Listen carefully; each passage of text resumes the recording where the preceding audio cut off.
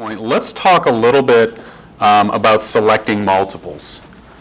And as I mentioned last week, the first tab in our model is a val sum tab. It's a valuation summary tab. We're going to summarize all of our analyses here. We're going to take the results from all three of our methodologies and show them here. The big question, though, is if you're looking at the solution, you'll see that now we've got some multiples that we've populated into this tab. The question is, how do we get those multiples?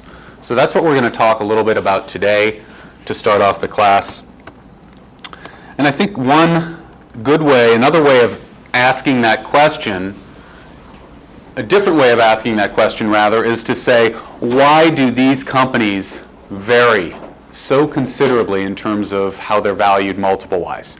In other words, why does General Mills trade at a multiple of 1.91 times revenues while ConAgra only trades at 0.85 times? That's a big spread. All right, that's more than a 2x variance there. So let's explore that difference. Let's also explore why these companies trade at different multiples of EBITDA.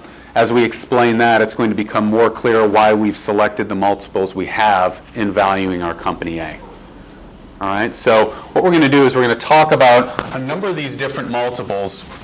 And what I want to do is for each different multiple, discuss some of the factors that cause those multiples to vary among companies. All right, and if we talk about all the multiples first, I'm going to talk about some factors that I like to call global factors that influence valuation multiples. All right, and these are factors that influence not just the total enterprise value to revenue multiple, but also total enterprise value to EBITDA, also price earnings, total enterprise value to EBIT, pretty much any valuation multiple we might have. These factors are going to play in all of those situations. All right, so who can think of what are some characteristics of companies or different factors that might influence how they're valued?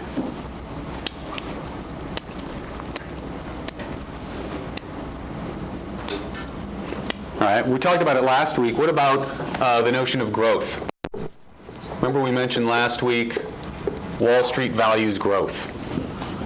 All right, so to the extent that all other things being equal, say we've got two companies that are exactly equal in all respects, except one of these companies is growing more quickly than the other, well then that company is likely going to be valued more highly. It's going to have higher multiples of revenue, higher multiples of EBITDA, higher price earnings multiples associated with its valuation. All right, so again, all things being equal, Wall Street values growth. Faster growing companies are valued more highly than slower ones. And that's part of the reason why we've captured on this comp sum tab some growth metrics. So we've looked at each company in terms of their revenue growth, latest 12 months revenues, as well as what we're expecting them to grow, the rate we're expecting them to grow at next year. EBITDA growth, earnings growth, et cetera. All right, very important in determining valuation. The markets look at this heavily. If you ever pick up an analyst report, you'll oftentimes see the analysts spending a lot of time talking about growth rates. All right, they influence all valuation multiples. All right, what else? What other characteristics? Yeah, question? Leverage. Leverage would impact our equity multiples. All right, so when we talk about a price earnings multiple, all right, leverage is going to really be at play, as we talked about last week. As I showed you in that leverage and tax shields example that I sent out to the class, leverage is going to affect the PE ratio. All right. In addition to the three global growth factors, we've talked about one, we're going to talk about two more. All right. But back to these global factors, what else might influence valuation? What about risk? All right. You've probably heard the term that Wall Street tends to be risk averse. All right. So if we've got a company, we've got, let's say, two companies. One company is growing its cash flows at a slow and steady rate. Year after year, they generate cash flow growth regardless of what the economy is doing, regardless of what other companies in its sector are doing. This tends to be, a less risky company than one that might be kind of all over the map in terms of their cash flows. All right. So if we take a look at risk, all other things being equal, again, I'm going to keep saying that over and over, if we can isolate just this factor, all other things being equal, Wall Street is going to place a higher value on a less risky company. All right, does that make sense? And that gets into required rates of return. We're going to talk about that a little bit more later today when we talk about weighted average cost of capital and how that relates to DCF. All right, but risk, growth, two of our three global factors. Anyone want to guess at the third? You guys are quiet this morning, so I'll just give this one to you. Size. All things being equal, larger companies tend to be valued more highly than smaller companies. And this is probably more at play when we're, not really comparing these companies. These are all pretty big companies already. If you look at their enterprise values, the smallest one is 10.2 billion. That's still a pretty big company. Still pretty large. And in this case, we can see that maybe size does have an influence. All right, there are going to be some other factors, two that we've already talked about and some others that influence why ConAgra trades at such a low rate. But size may be a small factor, small contributor to that as well. But that definitely comes into play when we're talking about comparing, say, Kraft, who has an enterprise value of 59 billion and revenues, I believe, of maybe 30 billion. If we compare that to a small private company, maybe an upstart company that has revenues of, say, maybe only 30 million and an enterprise value of maybe 40 or 50 million. Okay, so that's where size can have an impact as well. So again, all things being equal, companies that are bigger tend to be valued more highly. Companies that are less risky or more stable in terms of their cash flow generation track record tend to be more highly valued than companies that are growing faster. All right, so again, those affect all different multiples.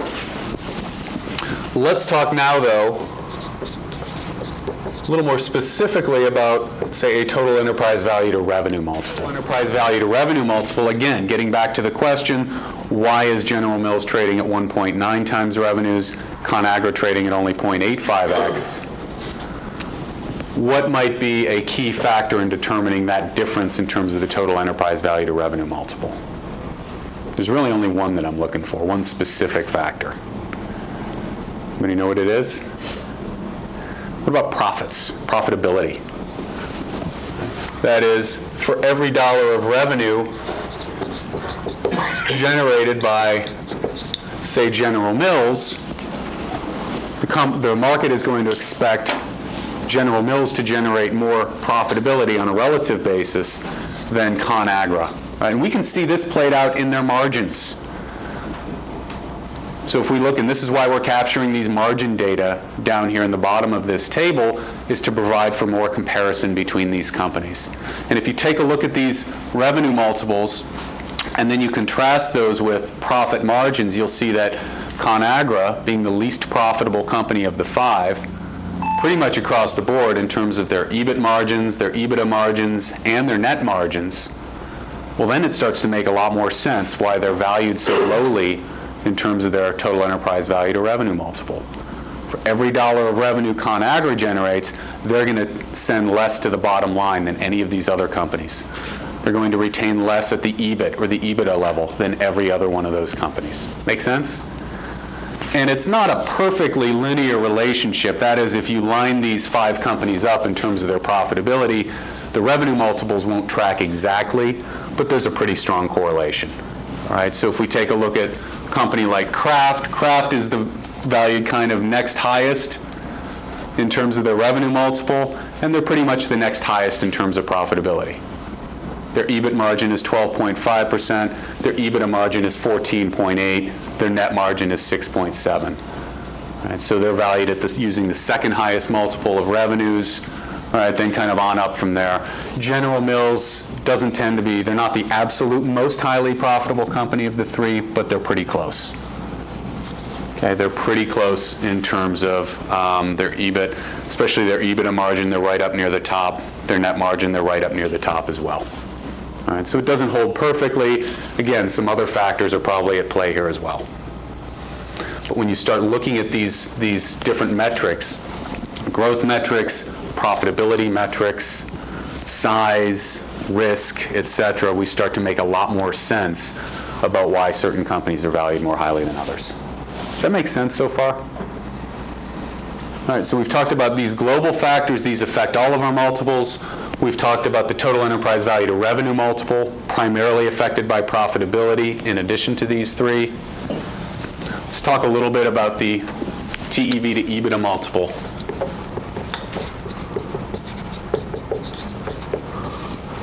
All right, again, what is EBITDA? I mean, it's earnings before interest, taxes, depreciation, and amortization, but why do we use it? What's it a proxy for? Proxy for cash flow, right. Right, it's a proxy for, of the company's earnings, of its operating earnings, and how much of that actually is going to translate into cash flows. And if you think kind of through the cash flow statement, cash from operations section, we start out with net income, we add back our non-cash, we take into account some of our working capital changes, and get to our cash from operations. If we think in terms of free cash flow, which we'll talk about a lot more when we talk about DCF today, we're going to talk about EBIT, we're going to take out taxes, we're going to take out CapEx, we're going to add or subtract our working capital changes, we're going to add back D&A. All right, if you think in terms of those factors, it becomes pretty easy to explain why companies vary in terms of their EBIT, or in terms of their EBITDA multiples. All right, and the first factor is CapEx. And when I say CapEx, I mean how well is each company, or how poorly, in some cases, is each company managing its CapEx cycle? Are they reinvesting in the business? Are they spending enough on CapEx so that they can achieve their growth projections going forward? When it comes crunch time, when a company maybe starts to run a little short on cash, they dial back on a lot of different things. They cut back on hiring, they cut costs across the board, maybe they start skimping on CapEx as well. And just like the example I gave last week, if we have a car, but we never change the oil, eventually we're going to have trouble with that fixed asset. Same thing goes with a company. If they've got machinery and equipment, they never maintain it, they never upgrade it, eventually they're going to have to spend a lot of money down the road, spend a lot of cash to catch up.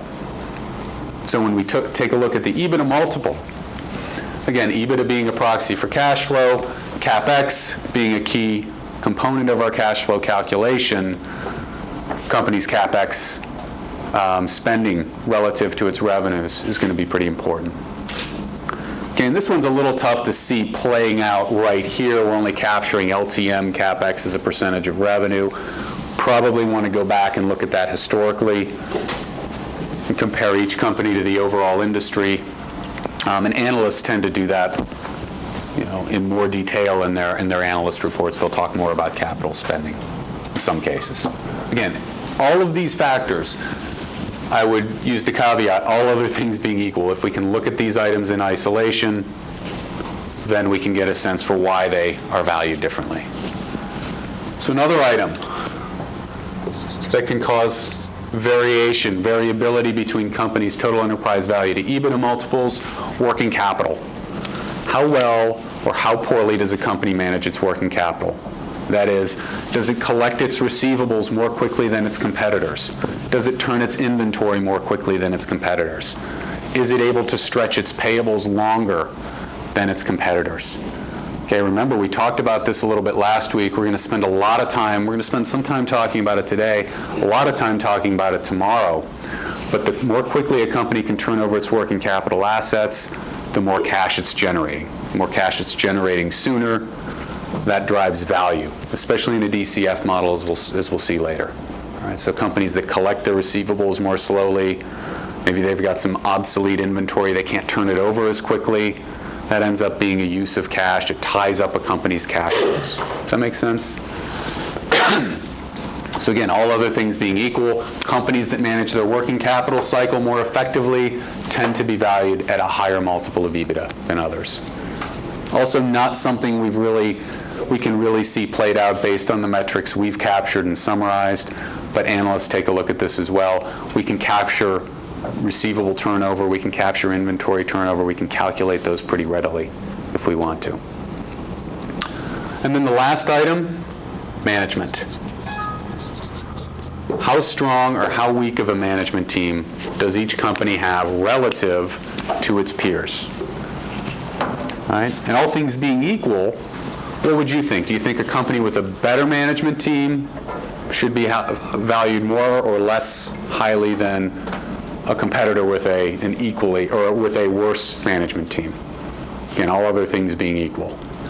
The key is thinking through how I phrase the question. All other things being equal, if we've got a better management team in one company and a worse management team in the other, all things being equal, they're generating the same cash flows. This worse management team, this company over here is doing it with a worse management team. So there's room for improvement. And that's kind of the theory there. Makes a little sense when you explain it, but almost kind of counterintuitive the first time you hear it. All right? So these are basically the factors that are going to affect our multiples. Right? And the key here is, again, all other things being equal. If you've got two identical companies and you can look at these items in isolation, it's going to have a big difference in terms of how well or how highly or how lowly a company's valued. Any questions on that so far? Let's apply this in more of a practical sense to our own company. All right, and again, the goal of this valuation exercise is to value our hypothetical company A, a food processing company. So again, where the rubber meets the road, so to speak, is we've got to pick some valuation multiples based on our comps, apply those to the operating metrics of company A to arrive at some indications or implied ranges of value on a total enterprise value basis. So the first thing we're going to do here, again, we're working in our comparable public companies analysis. This will give us the value of company A on a minority interest basis, as we talked about before. And we're going to apply 3 different multiples to the company's revenues, both this year, last year, and next year, EBITDA, and price earnings. All right, so for the total enterprise value to revenue multiple, this representative level, as I talked about last week, this is what this hypothetical company did on an LTM basis. All right, I made it up. It's not a real company, but we're assuming company A did $195 million of revenues last 12 months. Next year, we expect them to do $205. They did $33.2 million of EBITDA last year. We're expecting them to do $36.9 next year. And then 16.6 bottom line last year, 18.5 million next year. But the key is, how do we select these multiples? On a revenue and an LTM revenue basis, we've selected multiples ranging from 1.6 to 1.7 times. That is, we think that the company is going to be valued somewhere between 1.6 and 1.7 times revenues. It's very rare, especially if we're early in the process of talking to a prospective client, that we're going to go in and say, you're going to be valued exactly at this number. We oftentimes, as bankers, speak in terms of ranges until we get enough information where we can really pinpoint that valuation number. All right. So all of these are expressed in the form of a range, both in terms of the multiples and the total enterprise value. Let's take a look at those multiples ranges and figure out how we selected those. So if I go to my comp sum tab, I go back there again. Remember, I selected a range of 1.6 to 1.7 times. That tends to be toward the upper end of the range.